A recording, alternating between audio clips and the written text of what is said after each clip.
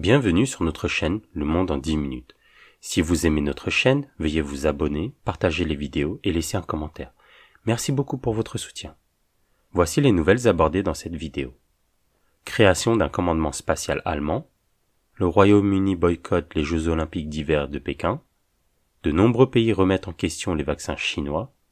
La secrétaire américaine au Trésor appelée à la solidarité américano-européenne. Le passeport doré du Vanuatu très demandé. Création d'un commandement spatial allemand.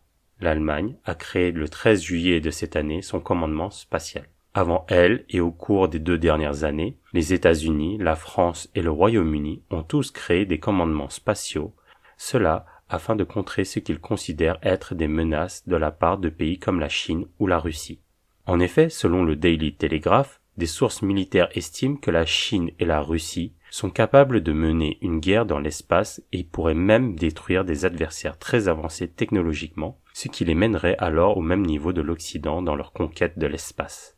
Les principales missions du commandement sont donc, premièrement, de protéger de toute interférence extérieure les satellites fournissant soit des services de communication, soit des données de surveillance essentielles aux militaires. Deuxièmement, donner la possibilité, en cas de conflit, de perturber les opérations des satellites de leurs adversaires. Troisièmement, de faire face à la menace des débris spatiaux pour les équipements militaires et civils dans l'espace.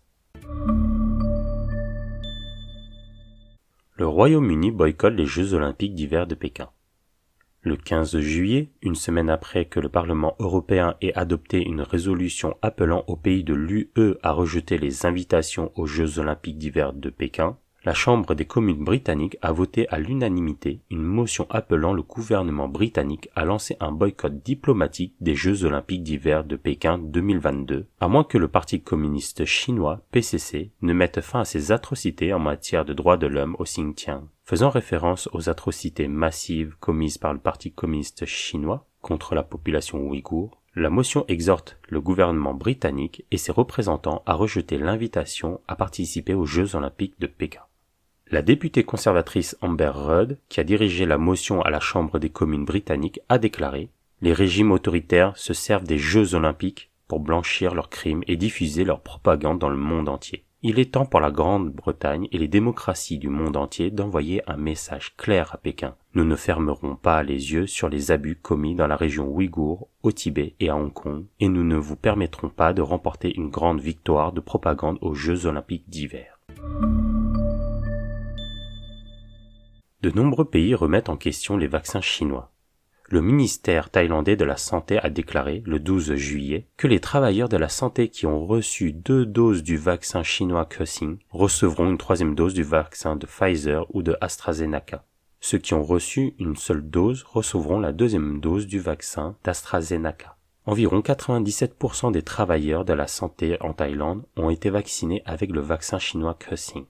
Le ministère indonésien de la Santé et des groupes de médecins ont déclaré la semaine dernière qu'environ 90% du personnel médical du pays avait reçu 2 doses du vaccin chinois, mais que des centaines de personnes avaient cependant encore été infectées, ce qui a réduit le personnel hospitalier à un moment où les cas se multiplient. L'Indonésie va donner aux travailleurs médicaux une dose de rappel de Moderna. La nation insulaire du Golfe Persique, Bahreïn, a déclaré en juin qu'elle avait commencé à administrer une dose de rappel de Pfizer à certains résidents sensibles qui avaient déjà reçu 2 doses du vaccin fabriqué en Chine. Le changement de politique dans plusieurs pays met bien en évidence les doutes croissants quant à l'adéquation du vaccin chinois pour protéger le personnel de santé. La secrétaire américaine au Trésor appelle à la solidarité américano-européenne. Lors d'une réunion avec des responsables de l'Union européenne à Bruxelles, le 13 juillet, la secrétaire américaine au Trésor, Madame Yellen, a appelé à un front uni entre les États-Unis et l'Europe. Elle a déclaré que le président Biden s'efforce à restaurer l'alliance traditionnelle entre les 2 parties. Elle a déclaré, je cite, « Nous devons travailler ensemble pour faire face aux menaces qui pèsent sur l'ouverture, la concurrence loyale, la transparence et la responsabilité. » Ces menaces comprennent donc les pratiques économiques déloyales de la Chine, son comportement malveillant et ses violations des droits de l'homme. Fin de citation. De plus, Madame Yellen a également nommé la Biélorussie et la Russie pour leur violation des droits de l'homme et autres actes malveillants. Selon Bloomberg, c'était la première fois que Madame Yellen critiquait vivement Moscou et Pékin. Le passeport doré du Vanuatu très demandé. Le Guardian a révélé que le pays océanien Vanuatu a mis en place un système de passeport doré qui permet aux étrangers d'acheter la citoyenneté vanuatuane pour 130 000 $, ce qui offre un accès sans visa à 130 pays, dont le Royaume-Uni et l'ensemble des pays de l'Union européenne.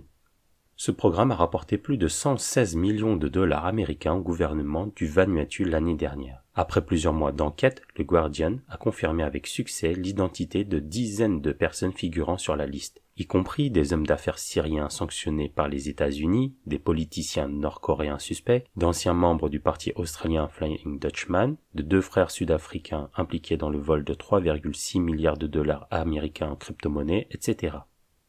Plus de la moitié des quelques 2200 passeports qui seront délivrés par le Vanuatu dans le cadre de ce programme en 2020 seront des ressortissants chinois suivis par un grand nombre de ressortissants nigériens, russes, libanais, iraniens, libyens, syriens et afghans. Les préoccupations persistantes exprimées par l'UE et l'Organisation de coopération et de développement économique, OCDE, au sujet des mesures de diligence raisonnables ont contraint le Vanuatu à s'engager l'année dernière à renforcer les contrôles d'antécédents criminels afin de tenter de redorer l'image du programme du passeport doré.